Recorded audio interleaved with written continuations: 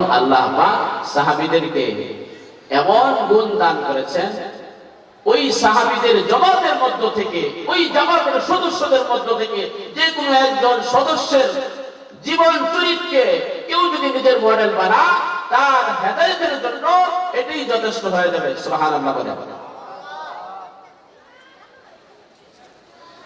قال عبد الله بن مسعود رضي الله تعالى عنه من كان مستنا فليستن بمن قد مات।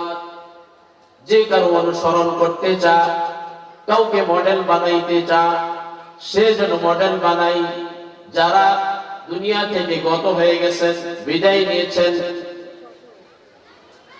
কারণ কি, যারা জীবিত আছে এদেরকে অনুসরণ করলে কি অসুবিধা? অসুবিধা আছে।